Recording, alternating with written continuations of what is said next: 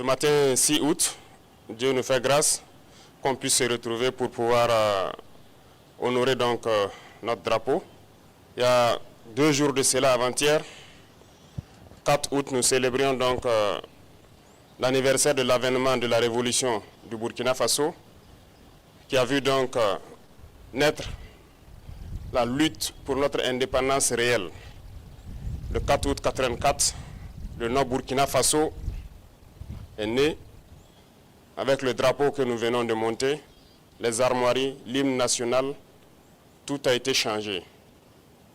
C'était un espoir de pouvoir donc donner un souffle nouveau à notre pays.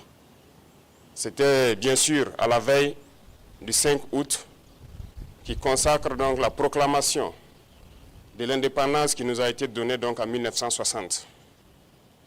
Alors je souhaite que nous puissions travailler et faire en sorte que l'année prochaine, à cette même célébration, que nous soyons en train de consolider l'indépendance réelle que nous sommes en train de nous battre aujourd'hui pour acquérir.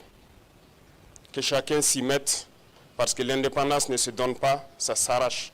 Et c'est cette lutte que nous sommes en train de mener actuellement. Depuis quelques semaines, je dirais de cela, il y a des rumeurs de tentatives de déstabilisation de notre pays. Et je pense que certaines presses sur la place ont aussi relaté certains faits.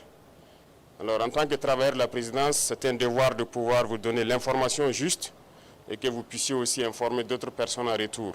Et surtout pour votre gouvernement et votre sérénité dans le travail.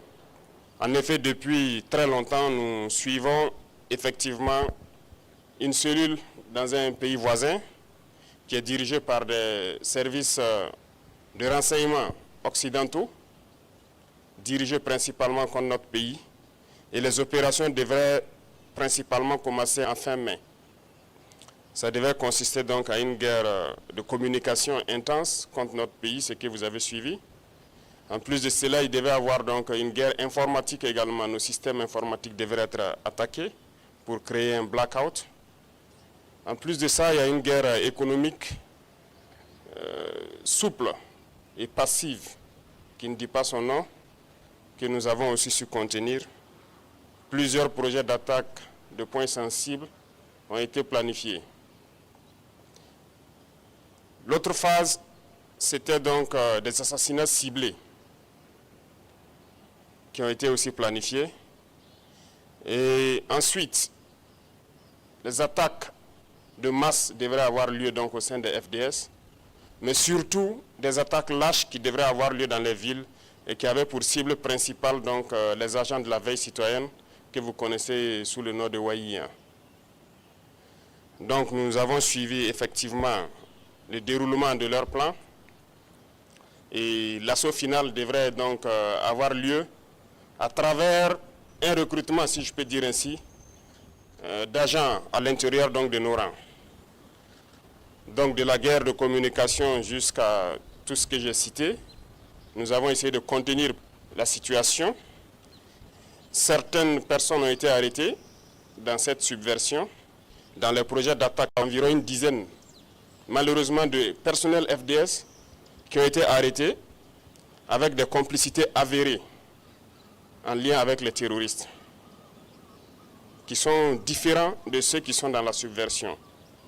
Donc ces personnels étaient en lien avec les terroristes, les donnaient les informations nécessaires pour mener des attaques. C'est malheureux que ce soit des Burkinabés et encore des personnels de FDS, mais c'est le cas.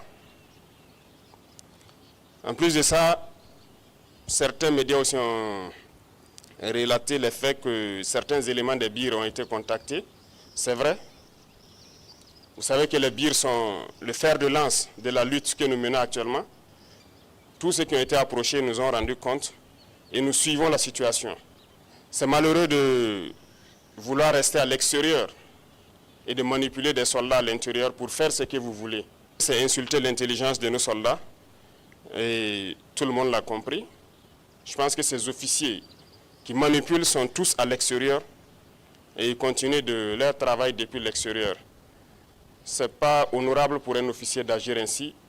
Je pense que pour plus de dignité, ce serait bien qu'ils rentrent et qu'ils mènent eux-mêmes leur projet. Et nous les attendons. C'est pour vous dire que nous suivons la situation et nous allons continuer de sévir et d'agir pour toujours maintenir le cap que nous avons donc pris, parce que c'est une lutte de longue haleine. Ce sont des événements qui ne vont pas manquer. Nous dérangeons beaucoup de gens, nous savons. L'indépendance, comme je vous l'ai dit, ça s'arrache. Donc, ces projets de déstabilisation vont toujours continuer à exister, mais nous nous battrons contre cela, parce qu'une révolution, ça se combat toujours. Mais une révolution aussi, il y a des gardiens qui maintiennent la révolution, et vous en faites partie. Il y a des gens qui n'ont pas été arrêtés jusque-là, qui pensent avoir eu la chance. Non, ils n'ont pas de chance.